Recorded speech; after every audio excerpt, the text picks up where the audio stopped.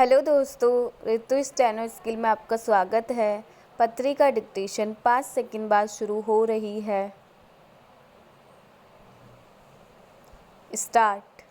सभी तरह से राष्ट्रीय निर्माण की शुरुआत श्रम से होती है।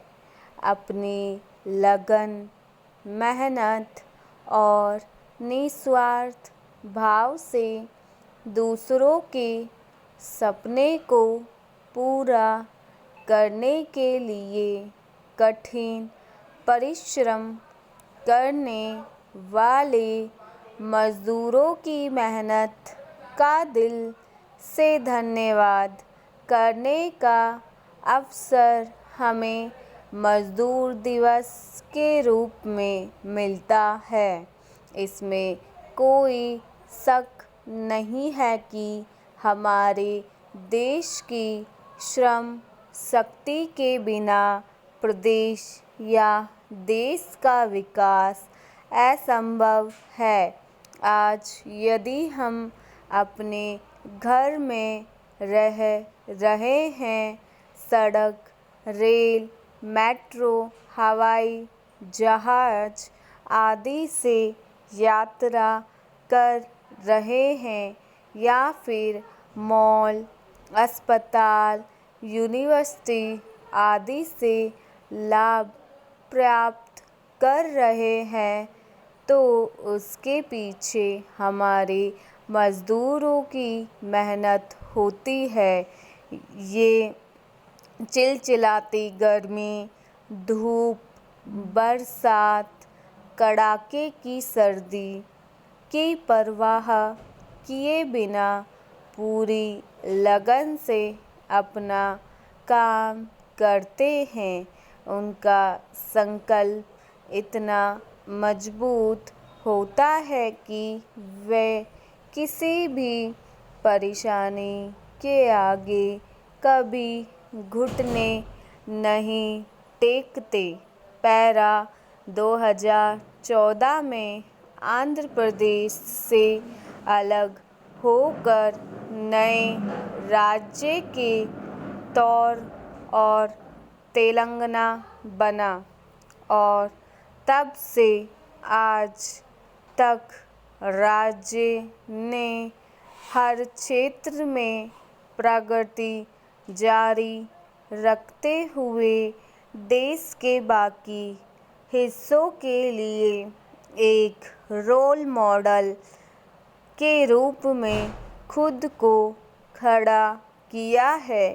तेलंगाना की विकास यात्रा के पीछे लाखों मेहनतकश कामगारों का खून पसीना शामिल है। तेलंगाना के मजदूरों ने आधुनिक सुविधाओं से युक्त नया डॉक्टर बी.आर. अम्बेडकर सचिवालय भवन प्रदेश की जनता को दिया है, जिसे आज पूरे देश से सराहना मिल रही है। सही मायनों में यह भवन हमारे मजदूरों की मेहनत का जीता जागता प्रतीक है। अगर हम कहें कि तेलंगाना में श्रमिक और सरकार ने मिलकर सपने साकार किए हैं, तो यह अतिशयोक्ति नहीं होगी। पैरा रायतू बंधु स्कीम के साथ साथ दलित बंधु स्कीम और ऐसी अनेक योजनाएं जनहित के प्रति सरकार की गंभीरता का उदाहरण है। आंगनवाड़ी एवं आशा वर्कर सरकार की योजनाओं को ज़मीन तक पहुंचाने में जी जान से मेहनत कर रहे हैं, तो सरकार भी उनको भरपूर मानदेय देकर उनकी उम्मीदों को पूरा करने में कोई कसर बाकी नहीं छोड़ रही। मुख्यमंत्री के चंद्रशेखर राव के नेतृत्व वाली तेलंगाना सरकार मजदूर वर्ग के कल्याण के लिए कई विकास और कल्याणकारी कार्यक्रम चल रही है। तेलंगाना लगभग 15 लाख प्रवासी श्रमिकों का घर है। ईंट भट्टों, निर्माण स्थलों और खाद्य व्यवसाय में कार्य करने वाली एक बड़ी आबादी है। तेलंगाना प्रवासी श्रमिकों के लिए नीति लागू करने वाले भारत के पहले राज्यों में से एक के रूप में उभरा है, जिससे प्रवासी श्रमिक राज्य की आर्थिक गतिविधि में शामिल हुए हैं।